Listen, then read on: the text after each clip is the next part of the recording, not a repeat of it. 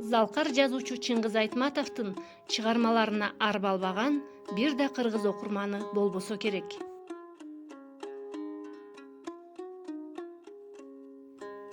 Айтматовдун көркөм адабияты көкүрөккө асылдыктын өрөөнүн сээп, тазалыкка, аруулукка үндөп келет. Айтматовдун ар бир чыгармасы, анын каармандары да адамзатты ак жүрөк, адилет, чынчыл, чечкиндүү болууга үндөп, жандуу жашоого шыктандырып турат.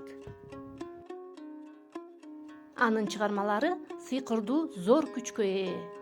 Сен аны ачкан сайын ал сени ачат. Мурунку окуучулардан келген куттуктоо телеграммалар катардан-катарга өтүп, кимдир бирөө сөз арасында «Ой, муну дүйшөнү алышка алып келдиби?» деп сурап калды. «Ооба» деди жигит. «Жиналышка жеткире барайын деп жакшы эле чаап келген экен, кечигип калдым» деп жатат. «Ой, түштө аны аттан үйгө кирсин» деди үй ээси колун булгап. Жигит эшикке чыгып кеткенде жанаша отурган Алтынай Сулайманованын өңгү кора түшүп, алдан эмнесине келгендей менден сурап калды. «Ал кайсы дүйшөн? Кимди айтып жатшы?» «Колхоздун боштоочусу эже» дедим мен. «Дүйшөн деген аксакалды таанышып элеңиз?» «Ооба» дегендей башын ийкеп, Алтынай Сулайманова бир нерсе айтайын дедиби, ордунан турууга умтула берди эле, аңгы жакта терезенин тушунан ат жандын карааны дүгүрөтүп өтө чыкты да үйгө кирип келген жигит «Түшүнүш десем тиги иши болбой койду агай» деди. Элге каттап деп бастырып кетти. «Тим кой эмесе, кете берсин. Отургандардын ичине бирөө жактырбагандай болушуп» деди. «Ал алышканын отурар жери башка. О, дүйшөн дегенди билбейсиңер. Ал закон менен гана жүргөн киши. Кызматын аткармайын эч жакка кайрылбайт» деди ага кошумчалап экинчиси. «Мейли эмесе, эчтеке эмес» дегендей үй ээси да башын ийкеп койду.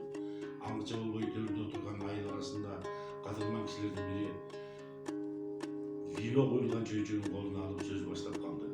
«Жолдоштор, бир кездерде биз А деген тамганы тааныбаган дүйшөндүн мектебинде окудук элек. Ал бул сөздү таң калгандай күлө сүйлөп, башын чайкады. Азыр ошол эсиме түшүп жатат. Ой тобо десеңчи,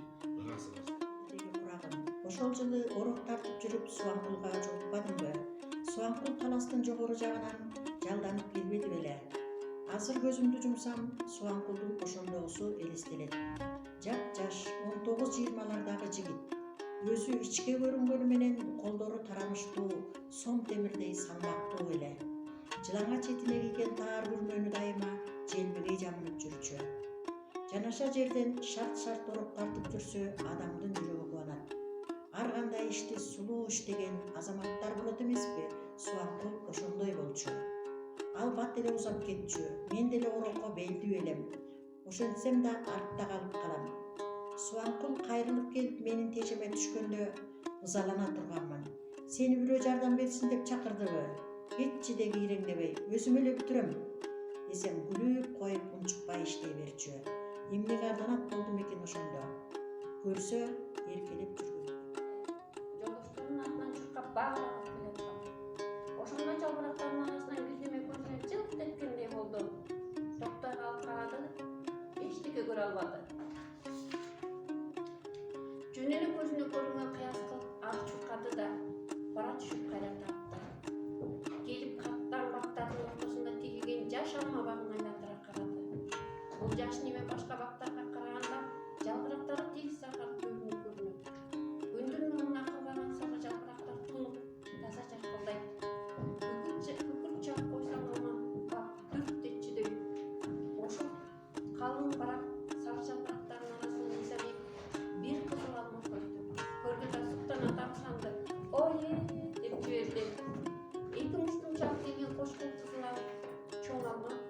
Балким ушул жаш бактын жападан жалгызын көзүдүр. Ичке бутакты эл тартып, сары жалбырактардын датасында. Ылдый жылмышка капты оңдойт деп, аны өйдө сирттей эле туруштук бере албай тизелеп жыгыла баштады. Ташта капты деп кыйкырып жиберди Жамиля. Данияр тил алган жок. Капты ал да качан эле трактын жеңине кулатып жиберсе болмок.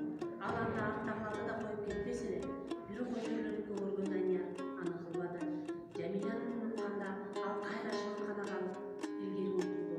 Азыраак барып, дагы китенчик деп теңселе бергенде тамгачы жаны чыккандай бакырды. Ташта дейм иттин баласы. Ташта деп башкалар да кызышты. Данияр бул жолу да өз дегени бербей, нарыдан бери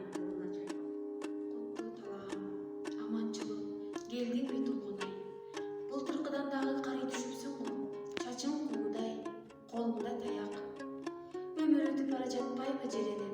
Арадан дагы бир жыл өттү. Бүгүн менин сыйынуу күнүм.